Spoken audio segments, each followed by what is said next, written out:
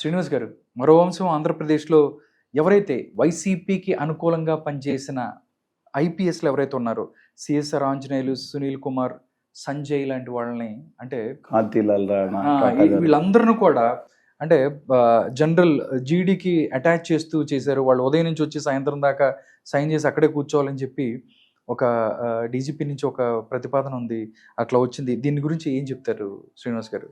General administrative department జిఐడికి report చేయమని చెప్పి మీరు చూస్తున్నారు కదా. అందుకని ఇది ఎలా ఉందంటే అండి, మన దేశంలోనే ఒక అత్యున్నత ఇండియన్ సివిల్ సర్వీసెస్ అని బ్రిటిష్ గవర్నమెంట్లో ఉండేది. సివిల్ సర్వీస్ ఆఫీసర్ అంటే ఐఏఎస్లే, అదే పేరు మార్చి ఐఏఎస్లు పెట్టారు.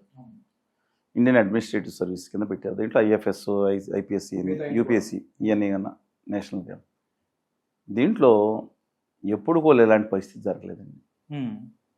కొంత స్వయం కృతాపరాధం, కొంత ప్రస్తుత గవర్నమెంట్ ర్యాగింగ్ అనే పదం దీన్ని ఎవరు వాడిందని చెప్తున్నాను.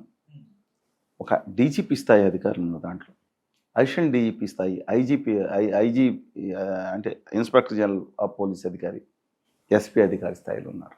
వీళ్ళని వెయిటింగ్లో పెట్టారు. వెయిటింగ్లో పెట్టి అక్కడ కూర్చుని ఇంట్లో కూర్చుని జీతం తీసుకుంటారు, అది వేరే సంగతి. కానీ మాకు జీతం వస్తుంది కదా, కానీ వాళ్ళు రోజు వాళ్ళని అంటే ఎలా ఉందంటే, మన ప్రభాకర్ రెడ్డి గారు చెప్పారు, ఇది బెయిల్ అండి, మాకు ఇచ్చిన బెయిల్ కూడా ప్రతి సోమవారం స్టేషన్కి వెళ్ళి అటెండ్ చేయించుకుని రమ్మన్నట్టు. ఉదయం వెళ్ళి 10 గంటలకు సైన్ చేయాలి, 6 గంటలకి అది సాయంత్రం వెళ్ళిపోవచ్చు. ఇది అది కూడా కాదు, ఎన్ని గంటలకు వెళ్తున్నారు, ఎన్ని గంటలకు వస్తున్నారు చేయొచ్చు. వాళ్ళు సంతకం పెట్టి వెళ్ళిపోయారు, ఎందుకు మీరు ఆఫీస్ రాకుండా వెళ్ళిపోతున్నారని. ఎందుకంటే అవైలబిలిటీ ఉండాలని కూడా. ఇది అంటే నేను చెప్తాను కదా, కొంత ఇలా చేయటం అనేది ఒక ఐపీఎస్ వ్యవస్థ మీద, ఐఏఎస్ వ్యవస్థ మీద గౌరవం తగ్గించడం. టాప్ క్లాస్ వాళ్ళు ఇప్పుడు ఏదో ఇక్కడ మోడీ గారు వచ్చిన తర్వాత ఏం జరిగిందో ఈ మధ్యకాలంలో కొంతమంది ఎలాగా లోపల చేర్చుకుంటున్నారు అనేది వస్తేనే దాన్ని పక్కన పెడదాం.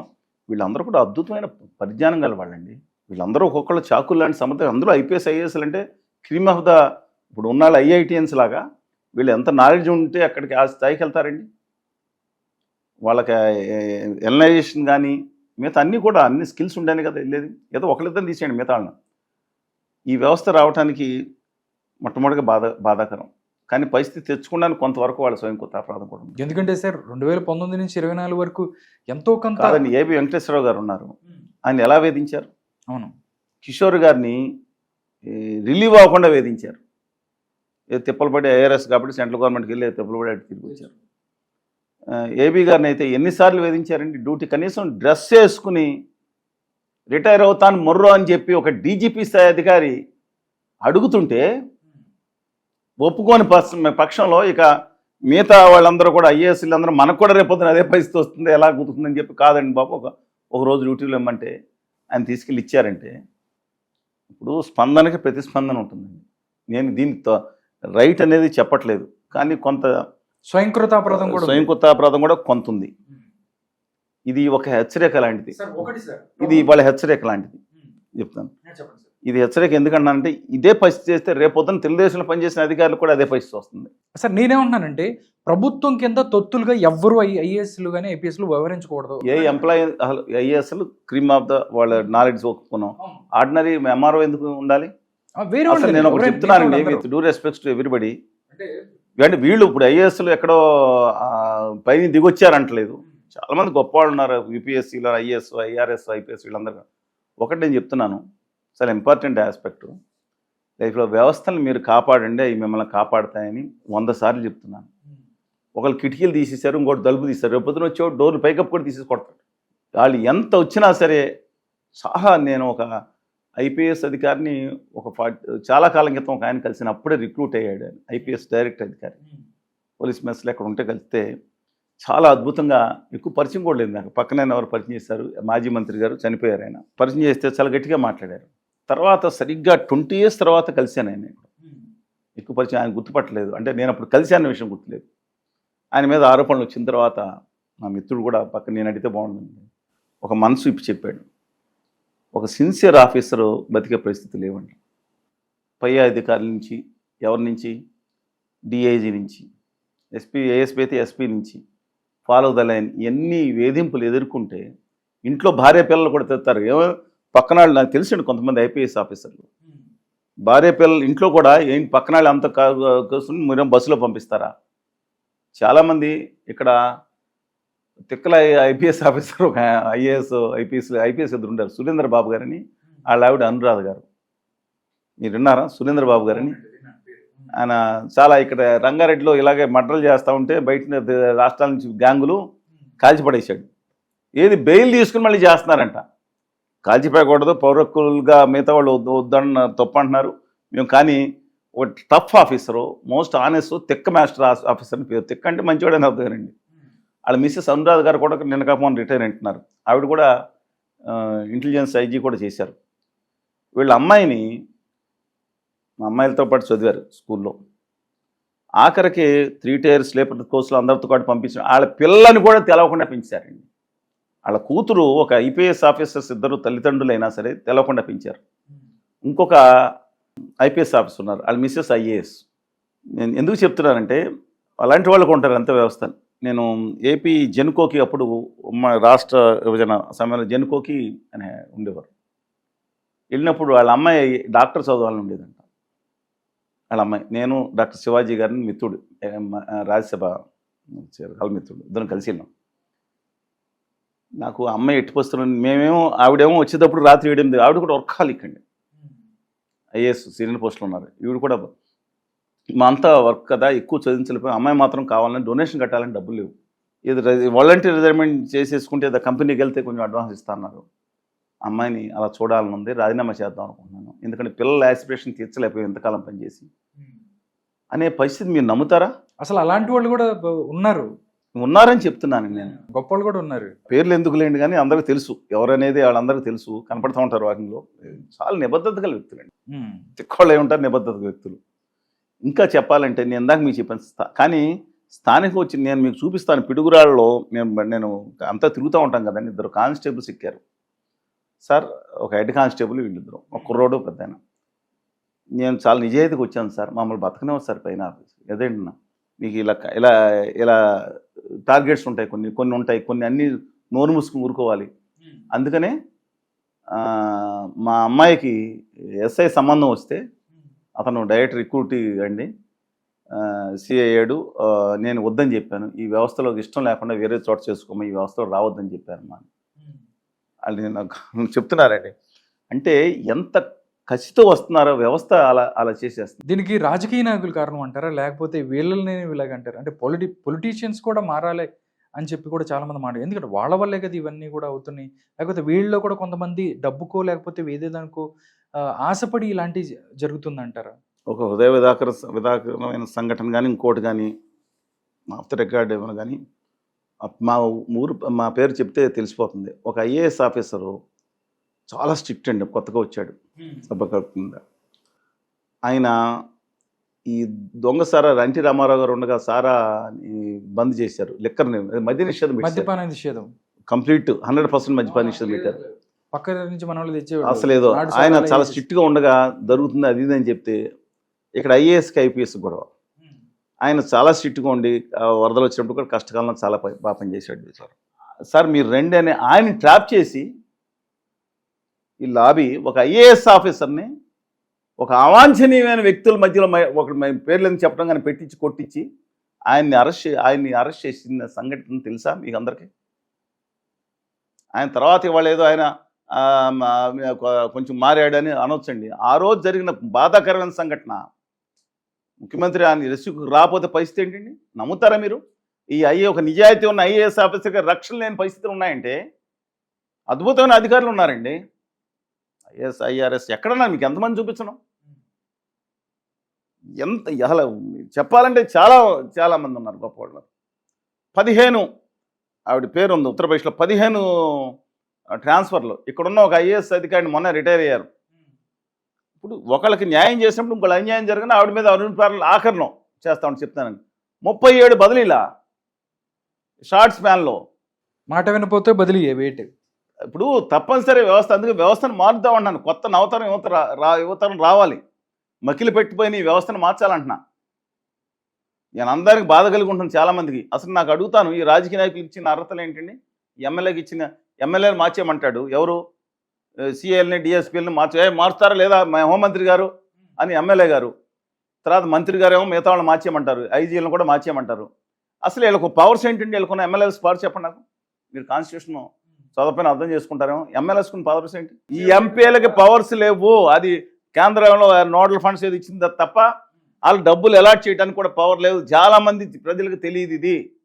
వాళ్ళకి ఇచ్చిన పవర్ ఏంటంటే ప్రజాస్వామ్యంలో అక్కడ ఉన్న సమస్యల్ని ప్రభుత్వానికి తెలియజేయటం, అసెంబ్లీకి వెళ్ళటం, అసెంబ్లీలో ఆ చట్టాలు ఉంటే మార్చడం, లేదంటే కొత్త చట్టాలు చేయటం. వీళ్ళ ప్రజా సేవకులుగా పని. వాళ్ళ సామంతరాజులు అయ్యారండి ఒక్కొక్క మోస్ట్ ఆఫ్ ది ఎమ్మెల్యేస్. ఎంపీలు, మంత్రులు, చిన్న రాజులు, ఇక్కడేమో మహారాజులు, ముఖ్యమంత్రులు. Chief minister is first among ministers అండి, కానీ ఆయన చేతిలో ఒక మహారాజు, కేంద్రంలో చక్రవర్తులు. అసలు మీరు ఋషి సునక్ వెళ్ళిపోయాడు. ఎలా వెళ్ళాడు? చాలా సింపుల్గా. అలాగే ఇంతకుముందు ప్రధానమంత్రి ఉన్నాడు, యునైటెడ్ కింగ్డమ్ ప్రధానమంత్రి సునక్ గారి ముందు. ఆయన ఖాళీ చేసి బ్యాగులతో వెళ్ళిపోతారు. సింపుల్. ట్రూడో గారి ముందు ఎంతమంది నేను చూపిస్తానండి. అసలు అనేక దేశాల్లో, విదేశాల్లో అలాంటి సింపుల్ లివింగ్. ఇవాళ చూశాను సీఎం గారు కాన్వాయ్ క్లియరింగ్ వెహికల్తో 20 వెహికల్స్. ఎంతమంది విఐపీస్కి వేల మంది రక్షణ. ఇప్పుడు ప్రతి వాళ్ళకి 2 గన్మెన్లు ఉంటాం.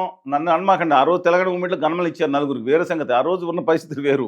నేనే వాళ్ళ వాడికి చేసింది కాదు, చెప్తున్నాను. ఆ రోజు విపరీత పరిస్థితులు 2 రాష్ట్రాల దాంట్లో గన్మెన్స్ ఇచ్చారు. హెసిటేషన్ ఉన్నప్పుడు, యాజిటేషన్ కాదు, ప్రమాదం ఉన్నప్పుడు ఇవ్వడం జరిగింది. కానీ దాన్ని ఎప్పుడు మేము దాన్ని మా పిల్లలు కూడా వాళ్ళకి నమస్కారం పెట్టాలి. పిల్లలు ఎక్కననేవారు కారు కూడా వాళ్ళకి. దానికి నేను అందుకని నేనేమన్నా అంటే అసలు ఎంతమంది ఉన్నారు ఇవాళ? వేల మంది. అమెరికాలో ఎంతమంది ఉన్నారు, యుఎస్లో ఎంతమంది ఉన్నారు, లేకపోతే యూకేలో ఎంతమంది ఉన్నారు, మన దేశంలో ఎంతమంది అండి? వేల మంది ఏళ్ళ రక్షణకే. ఇక ఒక విఐపీ వస్తారంటే బందోబస్తు పోలీస్ స్టేషన్ ఖాళీ. ఓ మంత్రి వెళ్ళింది ఆయన సెక్యూరిటీ కోసం అండి? ప్రజల్లో ఉన్న మనిషా? వీళ్ళందరినీ టూర్లు వేస్తూ ఉంటారు ప్రభుత్వ ఖర్చుతో, అన్ని దేశాలు తిప్పుతూ ఉంటారు. తిప్పాలి కదా. నాకు రాజకీయ వ్యవస్థ మీద అంత కోపం కాదండి, పాడైపోతున్న వ్యవస్థ. వీళ్ళు హీరోలు ఒక్కొక్కళ్ళకి. వీళ్ళందరూ వీళ్ళు ఒక్కొక్కళ్ళకి హీరోలు. అందుకని సరే, coming back to your point again, వ్యవస్థని నిలబెడదాం, వ్యవస్థలను కాపాడదాం. అవి మనల్ని కాపాడతాయి. గొప్ప అద్భుతమైన అధికారులు, నేను చెప్పాను కదండి, అద్భుతమైన అధికారులు ఉన్నారు. కంపల్షన్ చేసింది కొంతకాలం. మీ డ్యూటీలో ఉండాలంటే నాకు అనుకూలంగా పనిచేయి అంటే, సార్ రూలు ఒప్పుకోదు, మీరు పని చేయమంటే చేస్తాను, లేదా తిరగబడక్కర్లా. ముఖ్యమంత్రి ప్రజలు ఎన్నుకున్న నాయకుడు కాబట్టి డెఫినెట్గా ముఖ్యమంత్రి కానీ మంత్రులు కానీ కొంత ఉంటుంది కదండి. అంటే సార్ నిజంగా అవును, చాలా మంది నిబద్ధత ఉన్నవాళ్ళు సార్. నిన్న 2 రోజుల నుంచి మీరు చూసినట్టయితే ఒక ఆడియో, ఎవరైతే ఎమ్మెల్సీ దువ్వాడ శ్రీనివాస్ అండ్ దాంతోపాటు పెట్రోల్ బంక్కి సంబంధించిన ఒక వ్యక్తి మాట్లాడిన ఆడియో ఉందండి. ఆయన నిజంగా ఆయన్ని రెస్పెక్ట్ చేస్తూనే కుదరదు అని చెప్పాడు. అలాంటి వాళ్ళు కూడా చాలా మంది ఉన్నారు. అంటే చూస్తే చాలా బాగా అనిపించింది. అది కూడా బదిలీ అవుతారు, ఏం చేస్తారు అంతకుమించి? 2 ఏళ్ళు మంత్రి శాశ్వతం, వీళ్ళు శాశ్వతమే 30 ఏళ్ళు ఉంటారు వీళ్ళు. మీరు చాలా చోట్ల సినిమాల్లో చూశారు కదా మీరు. నువ్వు ధైర్యం ఉంటే నేను మంత్రి అవుతా, నువ్వు దమ్ము ఉంటే నా ఐఏఎస్ ఆఫీసర్ అని అడుగుతారు కదా. అందువల్ల ఇది దురదృష్టకరం. మీరు ఏదైతే సంఘటన చెప్పారో దురదృష్టకరం చెప్తాను. లోతుల్లోకి వెళ్ళాలి. అద్భుతమైన అధికారులు ఉన్నారు, రాజకీయ పాలకులు కూడా మంచి వాళ్ళు ఉన్నారండి. లేరని నేను ఎట్లా చెప్తానండి? తక్కువ మంది ఉన్నారు సార్. వీళ్ళు ప్రజలు కాపాడడానికి, లేకపోతే వాళ్ళకి సేవ చేయడానికి వచ్చిన వాళ్ళు ప్రజల వైపు ఉండగా, లేకపోతే వీటి మధ్య ఎక్కువ ఎవరైతే ప్రభుత్వానికి దాంతోపాటు గవర్నమెంట్కి సాగిలిపడిపోవటం అనేది నిజంగా ఇప్పుడే కదండి, ఎప్పటి నుంచో వస్తుంది. కొంతమంది తప్పనిసరి పరిస్థితి. ఏం చేస్తారు చెప్పండి? వరంగల్లో ఒక ఏఎస్పీకి వచ్చిన వ్యక్తి లాంగ్ బ్యాక్ అండి. ఆ పక్కనున్న ఎస్పీ మాట వినాలి. ఆ డిఐజీ ఉంటాడు, 5 జిల్లాలకు ఉండేవారు. ఇప్పుడు జిల్లాలు మారిపోయినాయి. ఆయన ఉండాలి, ఆ డిఐజీ ఉంటాడు, తర్వాత ఐజీ స్థాయి చేశారు అనుకోండి. ఆ తర్వాత ఐజీ స్థాయి అధికారి ఉంటారు. Follow this other will be shoot. ఎలా ఉంటారో తెలుసా మీకు? దయచేసి పోలీస్ వ్యవస్థలో ఒక హోంగార్డ్ని, ఒక కానిస్టేబుల్ ఎలా తిడతారో మీరు ఒకసారి గమనించండి. వీళ్ళు ఈ కింగ్ అనుకోండి, వీళ్ళ వెనకమాల హెడ్ కానిస్టేబుల్ వాళ్ళని తిడతారు. ఎస్ఐ వాళ్ళని గాడి. నేను విన్నానండి, ఎందుకు పేర్లు చెప్పేందుకు. ఐజీ స్థాయి అధికారులు కూడా కింద ఎలా మాట్లాడతారో విన్నాను నేను. ఈ వ్యవస్థ కొంచెం మారాలి. చంద్రవాడు ఉమేష్ చంద్ర గారిని ఒక ఆఫీసర్ ఉండేవాడు. ఈయన నిజామాబాద్లో వేసినప్పుడు వాళ్ళందరూ ఒక యాంటీ నక్సల్ ఆపరేషన్ చేస్తా, పోలీసులు ఎక్కడెక్కడో డిపాజిట్ చేసేసి వీళ్ళు సైకిల్ మీద టిక్కొని వెళ్తారంట. పాపం అలాంటి వాళ్ళని వాళ్ళు ప్రాణం పణంగా పెట్టి పనిచేస్తున్నారు. వాళ్ళ ఉద్దేశం కోసం ఆ మావోయిస్ట్ తీవ్రవాదులు వాళ్ళ దానికోసం చేస్తున్నారు. హింస ఏదైనా దుర్మార్గం. ఎందుకంటే భౌతిక దాడులే ఖండిస్తాను, హింస ఇంకా ప్రమాదకరం. ఆశయాల కోసం పనిచేయడం తప్పులేదు, కానీ వాళ్ళకి రక్షణ కోసం ముందర వాళ్ళకి ఆ ఇల్లు కంప్లీట్ చేయించి వాళ్ళ ఆఫీసులో పనిచేసే వాళ్ళు బర్త్డే రోజున కేక్ ఇస్తుంటే వాళ్ళ తబ్బిపోయిపోయారు. ఒక కానిస్టేబుల్ మీకు నేను సినిమాలు కూడా రిప్రజెంట్ చేస్తాయి. ఒక కానిస్టేబుల్కి ఉండే పవర్ ఏంటో తెలుసండి మీకు? చాలా గట్టి పవర్. ఒబే చేయాలి. ఆయన కూడా నో అనాలి. సార్ నేను చేయను సార్, ఆ దొంగను వదిలిపెట్టండి, నేను వదిలిపెట్టను అనాలి. మరి ఏమంటారు? ఆయన ఏం చెప్తే ఎందుకు లేని పైనుంచి రావాలా కింద నుంచి మారాలా అనేది ఆలోచిస్తే ఇవాళ కింద నుంచి మన ప్రజలు ఎవరు సొంత పనులు ఉన్నారు బిజీగా. అందువలన సమాజం మారాలంటే వ్యవస్థ మనం ఇప్పుడు పోలీస్ వ్యవస్థ గురించి మాట్లాడుకునే ఎక్కువ, ఐఏఎస్ వ్యవస్థ గురించి. సామాన్యమైన వాళ్ళ ఎంప్లాయీస్కి జీతాలు ఎంత ఉన్నాయో తెలుసండి? 1,40,000. అంటే ఎమ్మెల్యేలకు లేదా ఇంకొకరు లేదా వ్యాపారం చేయడం కానీ చెప్తున్నాను. ఎంతమంది చాలామంది దాంట్లో పనిచేసే వాళ్ళు జాగ్రత్తగా ఉన్నారు, కానీ ఎంతమంది అవినీతి లేకుండా పనిచేస్తున్నారు అనేది రెవెన్యూ వ్యవస్థలో కూడా గమనించమని చెప్పండి. వాళ్ళు న్యాయంగా పనిచేసిన వాళ్ళకి డెఫినెట్గా మనం తారీఫ్ చేద్దాం. కానీ వాళ్ళ ఇంత జీతం తీసుకుంటా ఈ పరిస్థితి వస్తే ప్రజలకు ఎంతమంది కట్టుబడి పనిచేస్తున్నారు ఆలోచించండి. My humble request to them. ఎందుకంటే నేను ఉద్యోగుల తరఫున చాలా కాలం ఉంటాను. కానీ దయచేసి కొందరి వల్ల చెడు పేరు రాకూడదు. వాళ్ళు కూడా పద్ధతి మార్చుకోవాలి. ఒత్తిళ్ళు ఉంటాయి. ఎమ్మెల్యే పిలిచి చెప్తాడు, సార్ నేను చేయలేను సార్, మీరు ఇంకొకరు వేయించుకోండి సార్ అని చెప్తే రెండో వాడు భయపడతాడు. అవును. వాళ్ళ జోగి రమేష్ గారి ఇష్యూలో ఏం జరిగింది? అగ్రిగోల్డ్ 23,400 ఎకరాలు ద్వారకా తిరుమల గారు వాళ్ళ డీజీపీ గారు, థ్యాంక్స్ టు హిమ్, ఆయన వల్లే సాధ్యమైంది. అంత కాన్ఫిస్కేట్ అయ్యింది. 40,000 కోట్ల ఆస్తులంట. జనాలకి ఇవ్వాల్సిన 7,000 కోట్లు వడ్డీలతో కలిపితే అంతా కలిపి 15,000-20,000 కోట్లు అవుతుంది.